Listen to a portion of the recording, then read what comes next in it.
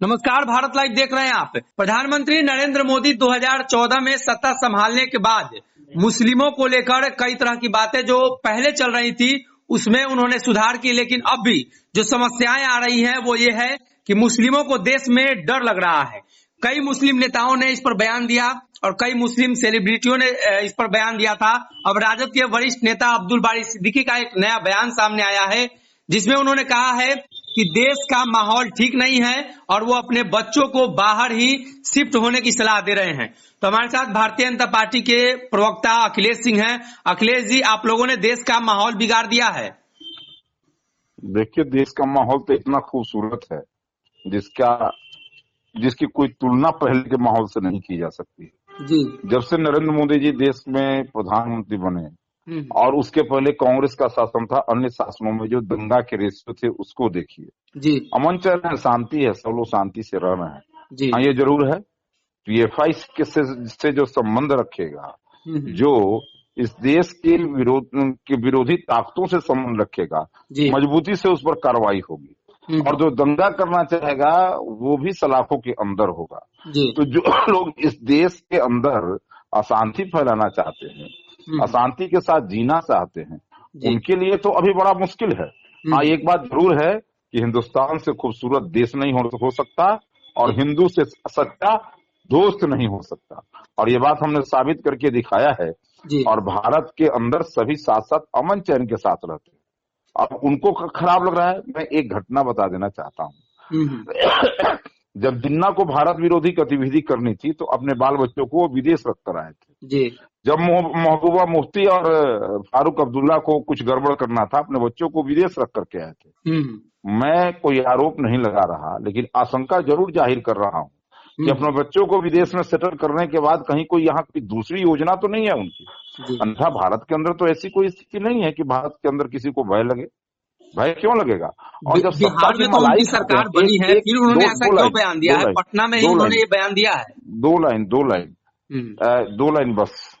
सत्ता की मलाई जब लोग खाते हैं तो भय नहीं लगता। हमीद अंसारी जी जब तक उपराष्ट्रपति थे तब तक भय नहीं लगा, जैसे ही कुर्सी से उतरे भय लगने लगा। और उसी तरह से इस देश के अंदर क्या कहते हैं कि जब बिहार के अंदर अब्दुल बारी सिद्दीकी जी सत्ता की मलाई खा रहे थे, नहीं जो है सो की भय लगा, अब भय लगने लगा। इस देश के अंदर शाहरुख खान को हिंदू और मुसलमानों ने दोनों ने मिलकर बादशाह खान बनाया, बहुत अच्छा लगा। आमिर खान को उनको इसने सुपरस्टार बनाया, बहुत अच्छा लगा। लेकिन इनको भय लगने लगता है। तो यदि चंद कुछ हिंदू हो सकते हैं जो किसी गलत गतिविधि में हो सकते हैं, लेकिन बहुत सारे मुसलमान भी है जो गलत गतिविधियों में है, वो आतंकवाद की गतिविधियों में है। हिंदुओं को तो भय नहीं लगता उनसे, फिर भी उसको अपना देश मानते हैं। तो यदि ये कहा जाए कि चंद लोगों के कारण अगर इन हमारे अल्पसंख्यक नेताओं को भय लगता है, तो क्या इन चंद मुसलमानों के कारण हिंदू नेताओं को भी कहना चाहिए कि आप इस देश में रहने के बावजूद ऐसा क्यों कर रहे हैं? ऐसा कहना चाहिए। जब ये चंद कुछ मुसलमानों के अंदर जो ठेकेदार बने हुए मौलवी और मौलाना और साथ ही साथ जो आतंकवादी गतिविधि में है, जो सर धड़ से जुदा करने की बात करते हैं, तो क्या इसके कारण से इस देश के हर मुसलमानों को शक की दृष्टि से देखना चाहिए? क्या हर मुसलमानों को उसी दृष्टि से देखना चाहिए? ये चंद लोग इस देश के माहौल को बिगाड़ देंगे, इस देश की खूबसूरती को समाप्त कर देंगे, इस देश में लोगों को भय लगने लगेगा। देखिए, ये सब लोग कुछ न कुछ इनकी मंशा गलत है, अंदर अंदर कुछ न कुछ खिचड़ी पक रहा है, जिसका परिणाम है कि बाहर ये इस तरह का प्रकटीकरण कर रहे हैं।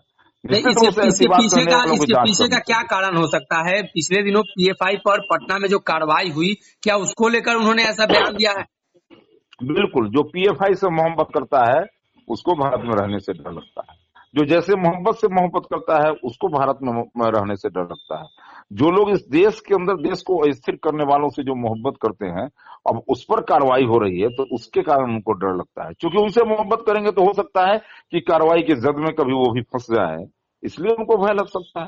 वरना भय लगने का तो कोई कारण नहीं है। यहाँ सब लोग रह रहे हैं, यहाँ सब लोग आराम से रह रहे हैं, कोई चिंता नहीं है, किसी को कोई फिक्र नहीं है। अब पता नहीं कहीं तेजस्वी जी के कारण उनको भय लगता हो, क्योंकि तेजस्वी जी के आने के बाद में यहाँ अपराध का ग्राफ बढ़ा है बिहार के अंदर। अब कहीं वो कहने का मतलब है तब तो कोई और बात है, तब तो वो कहें तेजस्वी जी के सुधार करे। वो भारत के गृह मंत्री को धमकाते हैं, इसके कारण अपराधियों का मनोबल बढ़ता है। तो हो सकता है कि कहीं इसके कारण से उनको भय लग गया हो, और कोई बात नहीं है। एक सवाल लगातार उठ रहा है कि राष्ट्रीय जनता दल बिहार में उसी समीकरण पर लगातार काम करती रही है। मुस्लिम और यादवों का जो समीकरण रहा है, लालू प्रसाद यादव 15 वर्ष तक मुख्यमंत्री रहे, उसके बाद बीच में 2 वर्ष तेजस्वी यादव सरकार में रहे, फिर से 3-4 महीने से उनकी सरकार है। तो क्या इस बीच में भारतीय जनता पार्टी नीतीश के साथ गए, उतने दिनों तक आप लोगों ने बिहार में कुछ खेला किया जिसकी वजह से अल्पसंख्यकों में डर का माहौल है? ये अल्पसंख्यकों में डर का माहौल कहाँ है बिहार के अंदर? बिहार के अंदर मैं जानता हूँ कि किशनगंज, पूर्णिया, अररिया, कटिहार इलाके में हिंदू भयभीत रहते हैं। वहां तो हिंदू भयभीत इस हद तक रहते हैं कि घर पर भगवा झंडा नहीं लगा सकते हैं, सार्वजनिक पूजा नहीं कर सकते हैं, और कई ऐसे इलाके सीमांचल के हैं जहां आज भी हिंदू भयभीत रहते हैं। इनको भय कहां से लगने लगा भाई? ये कब भय लगने लगा? और इसको राजनीति के चश्मे से कहां देखना है? ये राजनीति से इतर एक ऐसी मानसिकता है जिस मानसिकता ने भय का माहौल कायम किया हुआ है, और वो भय का माहौल कायम किया हुआ है हम दूसरों के प्रति। इनको भय नहीं लगना चाहिए, ये उल्टा बोल रहे हैं। बिल्कुल भय नहीं लगना चाहिए। बिहार के अंदर ये सीमांचल के जो ये 4 जिले हैं, उन 4 जिलों में वहाँ हिंदुओं की क्या स्थिति है, अल्पसंख्यक है वहाँ हिंदू, वहाँ की क्या स्थिति है, जरा एक बार पता कराइए। अमित शाह का दौरा सीमांचल के क्षेत्र में हुआ था, क्या अब्दुल बारी सिद्दीकी का निशाना उस तरफ भी है कि बिहार में अमित शाह बार-बार दौरा कर रहे हैं? ये बहुत पुरानी बात हो गई। अब्दुल बारी सिद्दीकी का निशाना उस तरफ नहीं हो सकता है। दरभंगा जिला के अंदर ही मैं कह रहा हूँ कि जिस प्रकार से कई ऐसे इलाके हैं जहाँ हिंदू सहम कर रहते हैं, भयभीत होकर के रहते हैं, क्योंकि हिंदू एक सहिष्णु कौम है, एक ऐसा कौम है जो कि वो हिंसा में भरोसा नहीं करता है, जिसका परिणाम कई जगहों पर बिहार के अंदर देखने को मिलता है। ये कब भयभीत होने लगे भाई? कैसे भयभीत होने लगे? और अमित शाह अगर गए थे, अगर वहां के जो बेचारे दबे कुचले और सहमे और भयभीत हिंदू हैं, अगर उनका कुछ मनोबल बढ़ा, कहीं उनका संरक्षण हो, तो ये अच्छी बात है, बहुत ही अच्छी बात है जी।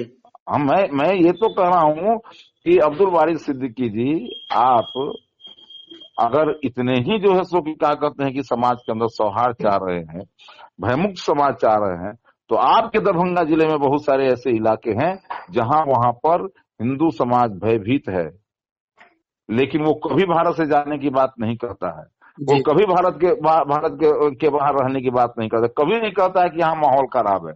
और माहौल जिन लोगों ने खराब किया है उसको आप भी पहचानिए, उस पर कार्रवाई करने में सहयोग करिए।